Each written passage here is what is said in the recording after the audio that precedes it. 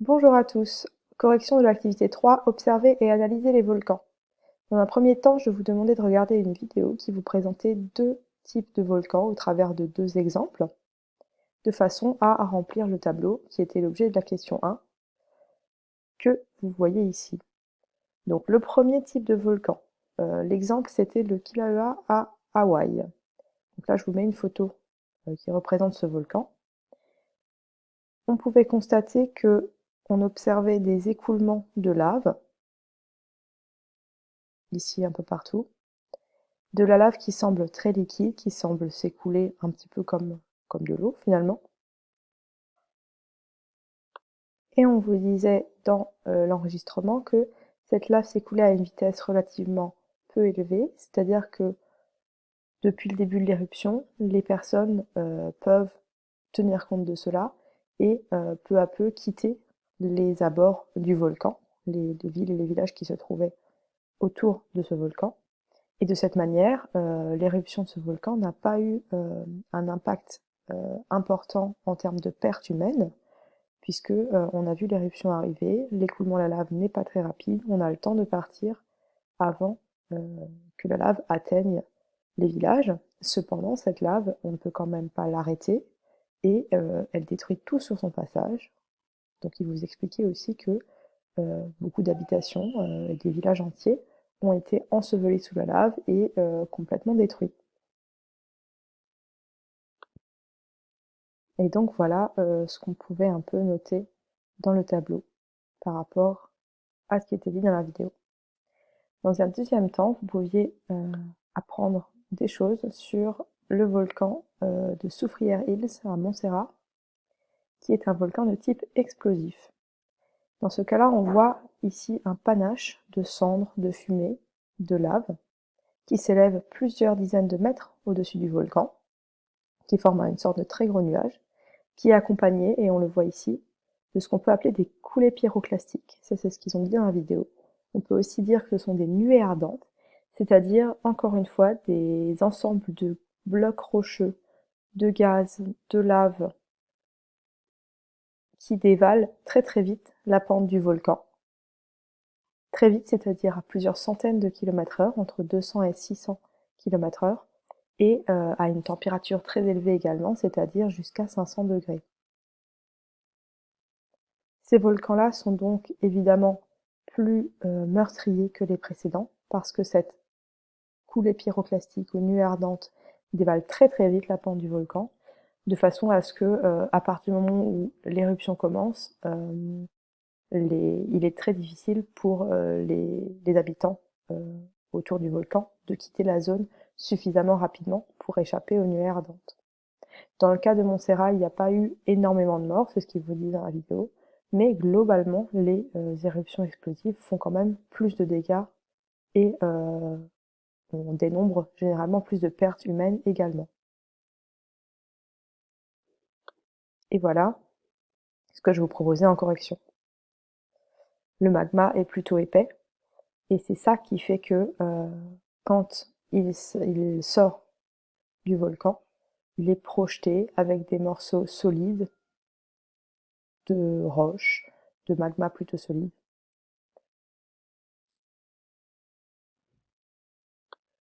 Ensuite, en deuxième question, je vais vous demander la différence entre magma et lave, sachant que vous aviez à disposition la définition de ces deux éléments.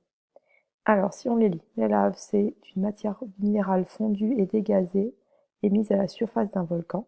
Elle est constituée d'un mélange de roches à l'état liquide et de fragments de roches. Le magma est une matière minérale fondue constituée d'un mélange de liquide rocheux, de gaz et de fragments de roches solides à l'intérieur d'un volcan. Alors déjà, d'un point de vue similitude, on se rend compte que la lave et le magma, ce sont des mélanges fondus, de la matière minérale fondue, c'est-à-dire de la roche à l'origine qui a été fondue, ici et là. Donc on a évidemment du liquide rocheux, comme je viens de vous le dire. Il y a aussi très souvent des fragments de roche dans la lave, mais aussi dans le magma. Et donc ça paraît assez évident puisque on fond une roche pour en faire du magma ou de la lave, et il n'y a pas tout qui a fondu, il reste encore des morceaux de roche solides. d'un point de vue des différences, c'est ce qui nous permettait de répondre à la question.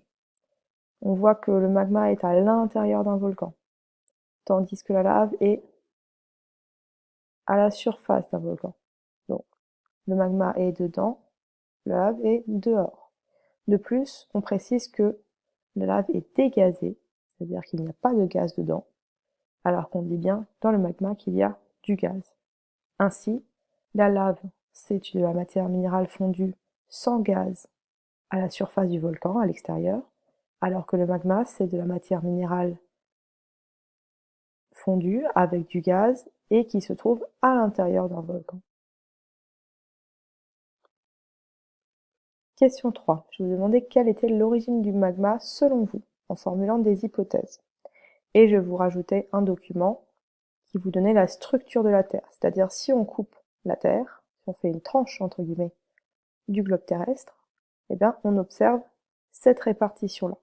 Sachant que 6370 km c'est la profondeur du centre de la Terre, et que la Terre est organisée en ce qu'on appelle des couches concentriques, c'est-à-dire des couches l'une au-dessus de l'autre, un petit peu comme un oignon. Je vais vous donner le nom de ces couches et leur état, c'est-à-dire ce que c'était, des roches solides, du fer liquide, du fer solide. À part de ça, c'était à vous de faire vos hypothèses, c'est-à-dire la lave qui sort au niveau des volcans, elle vient d'où? Toutes les hypothèses étaient possibles, c'était à vous de choisir celle qui vous paraissait le plus probable, c'est-à-dire de penser que les roches viennent de la croûte, qu'elles viennent du manteau supérieur, du manteau inférieur, du noyau externe ou du noyau interne.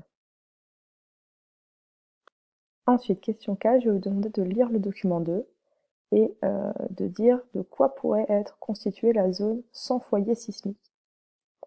Alors déjà, on va commencer par lire le document 2. Donc, répartition des foyers sismiques sous l'édifice volcanique.